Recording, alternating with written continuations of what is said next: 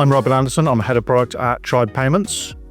Joe Lawrence, head of customer success services at Tribe Payments. So Tribe Payments is an issuer and acquirer processor.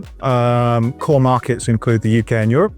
And we have recently expanded to Asia Pacific and the Middle East. Our focus is on larger financial institutions who want to take the next step in terms of evolving their payments infrastructure.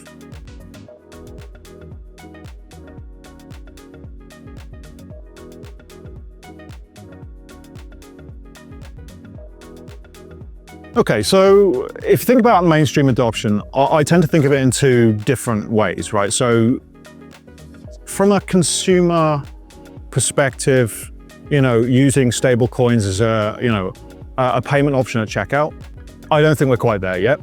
I think it's still very much in the space of the kind of crypto aficionados space, like who kind of naturally gravitate towards that. I don't think it's something that people wake up and go, hey, I'm going to pay with a crypto, with a stable coin today. However, I do think we're starting to see some traction on the payment rails infrastructure side of things. If you look at Visa, for example, towards the end of 2025, they opened up USDC settlement in the US. They've been talking about $7 or $8 billion in annualized stablecoin settlement, which isn't massive, right? But it does at least start to tell you that the networks are starting to take this seriously, and they're even offering 7-day settlement from that to issuers and acquirers. 7 days, right? Not instant, and that is a really important point. So I think going forward, what we're more likely to see is, consumers are less likely to know that a stablecoin is involved, but on an infrastructure level, I think businesses are really starting to take note of its potential opportunities. And I'm going to be a little bit doomsday on that side, though. And so my background is always been client-based, but it's risk and regulation and compliance and everything that comes with it. So over the couple of decades have been in payments and looking at it. The thing to me, I think the elephant in the room is risk and regulations. Because with anything, it is the visibility and the understanding of it as we simplify it. From a consumer's perspective, they don't know what's going on behind the scenes. And with that comes that instant payment when we do move from 7 days to instant, where technology and everything is taking us. It's making sure, is it secure? Do people understand there isn't a chargeback process, which everyone dreads and it's painful for everyone, but it's got us to a place where there's a consumer security level, if you like, and kind of that safety net in place. So that for me is the risk of, will we ever truly have instant payments? I can see a use case for it as a consumer myself. We've got to make sure it comes with risk and compliance, which will then potentially make it boring. Oh, totally. Absolutely. And I think that's the point to your second question. Is friction always bad? The answer is no, right? Yeah. We tend to think of friction in terms of consumer or customer UX, right? And that friction is generally bad. Like, you want to make things as simple and as seamless and as instant as possible. But when it comes to back-end infrastructure, some friction is good, right? Yeah. AML, sanctions, fraud screening, controls and checks, all of these kind of things are what imparts trust in a payment rail. And without the trust, you don't get that consumer adoption at the front end. It's a buzz term, and it's one that I've used before from a credit card rails perspective, but there's such a thing as intelligent friction. And it very much is that. It's looking at it, and it used to be with websites and e-com, you saw the padlock, and as silly as it sounds, that gave people reassurance that there was something in the background, whether there was or not. I think that's where it is as well. What goes on in the background is truly where security needs to sit, and consumers need to be confident in that.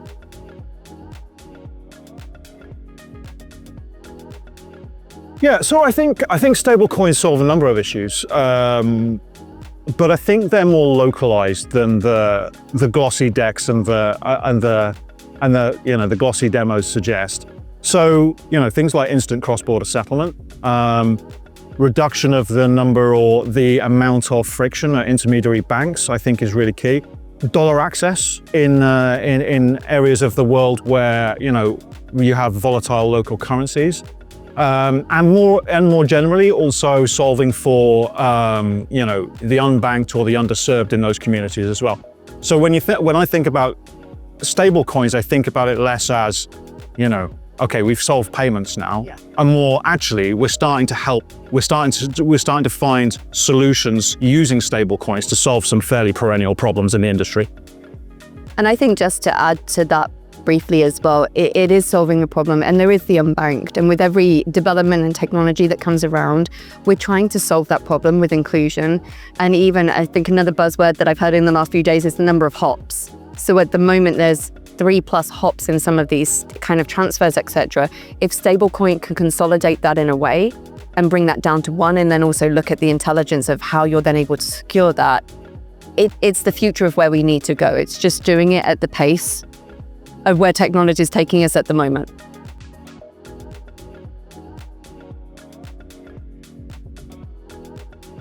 I tend to think about it less as the balance and more the hierarchy of needs.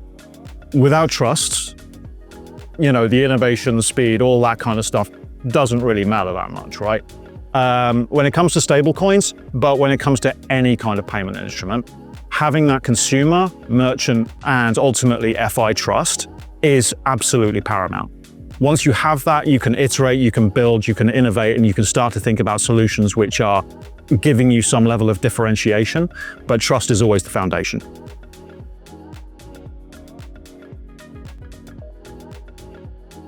It's around the risk, the compliance, the governance that I really think is it's a talking point at the moment, but it needs to evolve from being a talking point, because also there are so many borders to cross.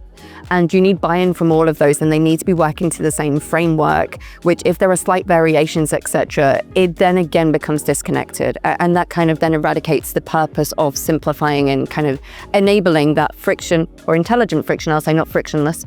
But really that instant payment needs to have everyone on board so that the funds can flow. And I think it goes all the way along the chain as well. And Robin mentioned kind of, the different entities that are involved as well. It's thinking about the end consumer too, and taking that journey all the way along and actually understanding what the risks and limitations are all the way along, as well as what the positives are. Because it very much is being positioned and it sits alongside it, and it has an existence for a reason. It's a complementary to the ecosystem that already exists, and it's finding the use case. And I think it is then also unifying with that use case to understand, like the AML risks and everything concerned, because with anything we do for good, there's always somebody and somewhere that's looking at how do you break it and how can I make that profitable for me, because fraudsters do that as a full-time living. And it's not like the pictures that everyone used to envisage of like the hood is and you're sat in a dark room, etc. This is incredibly intelligent people that are using tools, the likes of we're using to build technology. They're using exactly the same to be able to break it. So looking at AI agents and even using those to anything that we create, they're also there to break. And so something, again, the nerding me coming out and playing around with them was I started to type in to see if I could basically fraudulently use stablecoins or how I would do it. Like a cheat sheet, a how-to guide. Whilst it's picking up buzzwords and it definitely says you're looking to perform fraud, and he, as in the agent, as everyone refers to it, as a male for some reason, possibly because Claude is a male name, but anyway. But he then came back and told me that it wasn't possible to use that. But it's with anything, if you word it in the right way, and you ask it almost like a genuine prompt of, I'm intrigued or I'm looking for this, it will give you insight as to actually how the technology is put together. And I think that's where people are missing the mark of, like we've seen in credit card, friendly fraud. I mean, something that I heard only 2 days ago in one of the sessions is, fraud continues to grow, and it grew last year circa 65%, which, considering how much is invested in fraud protection, prevention, you see it from the card schemes, you see it from ourselves even having like a risk product and service because it's required for regulation. Stablecoin at the moment doesn't have that set of rails in place. It has the technology, but the security and the governance and the guidance that comes with it still needs to be built out, and it needs to be tested, because like with anything, until you have your first fraud, you won't know actually how it can be manipulated or broken. So I think it very much is, it's valid, it's there for a reason. Do I think that stablecoin is here to stay? Absolutely. It will become boring, which is great, because then it will become regulated and governance, and hopefully it won't be as, I'd say restrictive, because quite often people associate governance, boring, all of these negative words of, look, people are trying to kill stablecoin. It's not that anyone's trying to kill it. It's actually looking at it from a consumer perspective, because again, with every consumer and fraudster that knows what they're doing, there are vulnerable people also that exist. And it will be those that with the instant payment, it's a bit like contactless and everything. You know, if people have their phone or their device stolen and it's unlocked, I can go and use it. If you drop your card and it's contactless, if I have enough knowledge or I use an agent to ask what I can do with it, I can go and use that 3 times up to £100 in the UK without the cardholder being prompted. So it's very much looking at it, and it's doing it for the right reasons at the right time.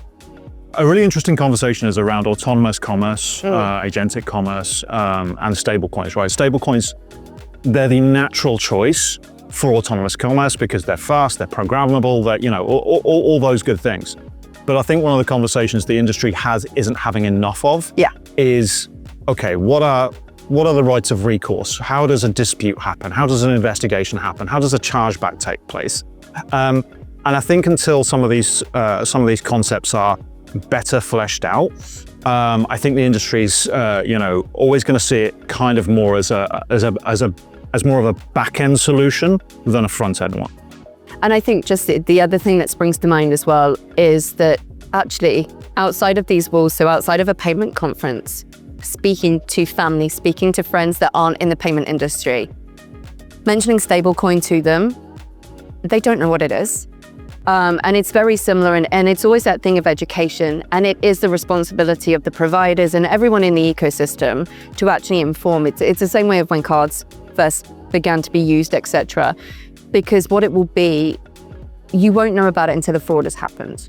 But people also will be nervous to adopt it. You'll get your first kind of pilot and your beta that want to be the forefront of it and really drive it. But like with a lot of these things as well, there's the association too with open banking and crypto and now stablecoin. A lot of these originated and were associated with gambling and that area. Gambling, which is, again, for my sins, an area of expertise that I covered in acquiring many years ago because it was interesting, it was complex. But that's where they then started to introduce licensing and regulation. And they're actually one of the most regulated kind of KYC, and other industries look to them to learn from them. But again, it also has that negative connotation of gambling, and it must be money laundering, and it must be you can pass it to anyone and what's going on behind the scenes. It doesn't look at it from actually, it's a consumer base, but it's broadening that consumer base to the everyday of, if I want to purchase a pair of shoes from the US, from what I'm understanding of stablecoin and what Robin described as well, going forwards, I won't know that stablecoin is involved whatsoever. I will simply see that I'm purchasing a pair of shoes, and what goes on behind that then is absolutely seamless to me and unknown. However, if there's a problem with those shoes, I don't know who to go to, or even if I go to them, my bank, for example, will they know where to go? That's the question mark for me at the moment, that I think as an industry, we're getting it up and running. And typically it's referred to the lawyers and others out there. It's not. Everyone involved kind of needs to work out what that consumer experience is, be it good, be it bad, and everything in between. So I think with regards to the tipping point, and it's something, again, being at Money 2020, I've heard in the last day or so, is when it becomes boring, when it becomes mainstream. To me, that's actually a good thing, as much as boring is typically negative. It's not, because it means that it's established. So it's just a different term of saying established. I think the only thing I would like to add is, look, I think stablecoins is a super interesting topic at this moment in time. And obviously, you know, Money 2020, it's a great forum to discuss these things. I think until stablecoins becomes less of a crypto conversation and more of a payment rails, treasury, and use case solutioning question, it's always going to have, you know, a somewhat a bit of a niche following. That said, in 5 years' time, I don't think we're going to be talking about stablecoins at Money 2020, right? Because it's going to be an accepted, regulated, fully understood solution to very, very specific problems in certain verticals and certain markets, and it will just be a little bit boring at that point, and that's a good thing. That's when it becomes mainstream.